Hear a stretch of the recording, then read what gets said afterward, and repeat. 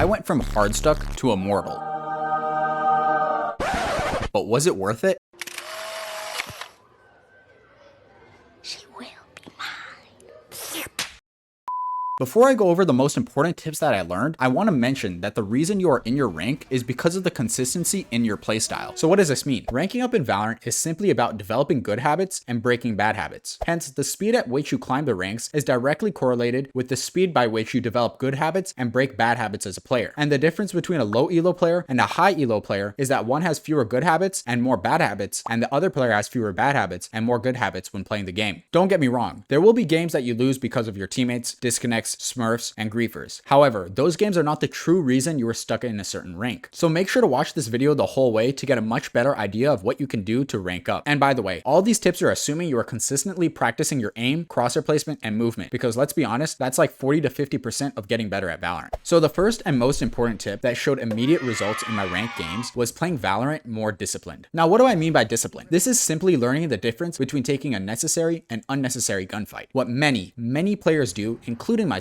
is get greedy for kills and take multiple unnecessary gunfights that cost us what should have been an easy round. Think about it. Many players think they are bad because of their aim, but instead, it could be because you are taking unnecessary gunfights that make you conclude your aim is bad. So let's go over the difference between a necessary and unnecessary gunfight. Simply put, a necessary gunfight is a gunfight you need to take because your team is at a disadvantage, and getting this kill will put your team at an advantage. Your death here is not as significant because you are already at a disadvantage. For example, when the round starts, the attackers are usually at a disadvantage because they need to enter a site. So creating pressure and engaging the defenders to get that first blood or to get an instant trade is a necessary gunfight because you need to take the site. Another example of a necessary gunfight is holding an angle while your teammate is planting the bomb. Here you want to be ready to fight a defender that will swing out to shoot the planter, and it is important you win this gunfight to secure the plant. One more example of a necessary gunfight is if your team has less players alive and need to make a play to win the round. This could mean you have planted the bomb and choose to play more aggressive and closer to the defender's spawn to catch the rotating opponents off guard. On the other hand, an unnecessary gunfight is taking a gunfight when your team is already at an advantage, and your death only puts your team at a disadvantage. This is significant because your death essentially costs the round. For example, when you have planted the bomb or have even taken the site for free, going out and peeking or pushing the defenders is not a smart play because the defenders are waiting for the attackers to swing them. Dying here greatly increases your chances of losing what should have been an easy round. Instead, holding an angle with your teammates and waiting for the defenders to come to you will help you win more gunfights, and you won't lose as many rounds. Another example is if you are defending and hear many attackers rushing your site. Swinging multiple attackers or pushing straight through a smoke will usually just end up in you dying for nothing. Also, when your team has man advantage or it is a 3v3, you cannot risk peeking out just to get kills. If you die here, then it can cost you the entire round. In Valorant, you need to limit your habit of over-aggression, unnecessary peeking, re-peeking the same angle, solo peeking without your teammates' help, or peeking without a way to escape. The faster you can stop this bad habit, the more rounds you can easily win. So the next time you die, ask yourself, did I need to engage in that fight? And begin to implement discipline in your gameplay. And before I get into the next important tip, make sure you've dropped a like, subscribe, and turn notifications on. I'm creating these guides to help you rank up faster in Valorant, so you don't want to miss out. The second tip I have for ranking up is proper communication. It is so important that I recommend you bind push to talk to mouse thumb button 2 because it makes it easier to communicate during gunfights. So what should you communicate? If you are on the attack side, you should discuss which site you want to attack and how you want to attack it before the round starts. You also want to talk about what utility you want your teammates to use and where you want it to be used. For example, if you are pushing mid on ascent, ask your controller player to smoke catwalk and deep mid. Don't just expect your teammates to use their utility correctly. You have to say what you want before you peek. Now, during the round, you want to give information over where each defender is located and what utility they have used. If you get a kill, you should tell your teammates if they should rush the site or to be careful because there is another defender close. If you are in a post-plant situation, tell your teammates not to give any unnecessary peeks and to play off each other. If you are on the defense side, you need to communicate if you hear the attackers rushing your site or if you hear nothing at all. You also want to communicate what utility is being used on your site. If you see multiple attackers, make sure to say which agents you see. If you decide to push up and see no one, then communicate no one is at your site. Every piece of information helps your teammates be more confident in holding their angle. Also, don't be afraid to ask for utility. If you need a smoke, ask your teammate to smoke for you. If you need a flash, ask your teammate to flash for you. And if you are playing retake, make sure to tell your teammates to wait and ask what utility they have so you can have a higher chance of winning the round. Also, if you are struggling to hold a site, you should communicate for a setup change or for a teammate to help you out. If you are dead, then you can still give relevant callouts other than just where you died from and how much damage you did. One of the most underrated comms to give when you are dead is reminding your team what utility they have. Many players in low elo do not call out what utility they still have. When you spectate them, you can say things like, we have a Sova Dart in 5 seconds, Reyna still has flash, or we have Brim ult. Another important factor to communicate when you are dead is how many bullets are left in your teammate's gun. Lastly, feel free to give any callouts when spectating your teammates if they are not giving the callout themselves. Essentially, with good communication, you can win rounds even if you get no kills. This may seem simple for many of you watching, but trust me, in game, there is so much going on that you sometimes forget to communicate. Communication is something that will not show on the scoreboard, but it will lead to many more wins. It makes the atmosphere more enjoyable, and you will see far more cohesiveness in your gameplay. And make sure you're not being emotional while giving comms. The more you control your frustration, the more people will listen to you. Moving on. The next tip I want to talk about is the main reason I lose many of my games to this day, and this is playing when you are not feeling 100%. Queuing ranked when you are feeling physically sluggish or mentally drained will generally cause you to go on some big loss streaks. Trust me, many times I lose 3 games in a row, I know it is because I'm missing my shots and making terrible in-game decisions. I'm either too sleepy or too hungry to properly focus. Your reaction time, hand-eye coordination, and game sense will significantly decrease when you play tired or hungry. I know it's hard to do, but you need to not listen to that demon that keeps telling you, just play one more ranked game. It can't possibly be worse than the game you just played now. Because the next game you play will probably be worse than the one you just played now. When you feel like you're playing bad, just stop doing ranked and go do something else. Likewise, when you are feeling good and want to play ranked, it is very important to warm up in the range and in deathmatch before you decide to queue competitive. Now, the length of your warm-up depends on how crisp your aim is feeling. Some days you'll need 10 to 15 minutes of warming up. Other days you may need 20 to 30 minutes of warming up. It doesn't matter how long you warm up. It matters that you can tell your aim is feeling good. I like to gauge my aim by seeing how well I do with no audio Guardian only deathmatch. That way, I am hyper focused on my crosshair placement and counter strafing before I get into a ranked game. Again, do not get eager to queue ranked without warming up or you will quickly regret it. And once you're feeling your aim, only play 3 to 4 games max in one session. It is much easier to rank up if you play a few games and win most of them instead of playing many games and losing half if not more than half of them. The fourth tip I have for ranking up is for all you players who struggle with confidence and nervousness when queuing for rank. I noticed that when I was playing on my alternate accounts, the less I cared about the outcome of the game, the more games I won. So if you're trying to rank up in Valorant, make sure to stop playing unrated on your main and start making an alt account. You will realize that you need to stop worrying about your teammates, opponents, or losing, and instead solely focus on yourself each round. This really helps develop your confidence and you will enjoy the game more. When I encountered very toxic teammates or even griefers on my alt accounts, it just did not bother me. And there were many comeback games I won because I was not emotionally investing myself into the game. It is something every Valorant player must learn on their own. So if you do play on an alt account, try your hardest to win, play confident, and stop worrying about the outcome of the game. The next tip for ranking up will help you improve the fastest, and this is to do VOD reviewing of your own gameplay as well as analyzing pro player streams. Trust me, when you look back at your own gameplay, you will quickly identify mistakes you made and can improve significantly faster than people who spam queue ranked. Likewise, it is just as important to analyze how the pros play Valorant. This way you can pick up on good habits and plays that you can add to your own game. And to make your life easier, I've created a detailed Notion template to guide your VOD reviewing and streamer analysis sessions. I've listed multiple questions for you to answer each round and provided my own commentary over what to think of when viewing your own games and what to analyze when viewing streamers. So instead of queuing ranked with the same bad habits over and over, you can use this template to learn better decision making and notice consistent bad habits in your playstyle. At the end, you will target areas of improvement and will develop a plan to achieve them. You will also be able to take away good habits and plays that you learn from pros and implement them in your own games. Creating a Notion account is as simple as signing in with your Gmail. To access my VOD reviewing template, go to the link in the description. It's only $1 and will change after the first 100 purchases. It's a great resource to keep track of your own gameplay, and you will improve significantly faster by fixing what you specifically do wrong. And speaking of improving your own gameplay, make sure to watch my Valorant attack guide so you can learn how to win more rounds. Make sure to drop a like, subscribe, and I'll see you in the next one.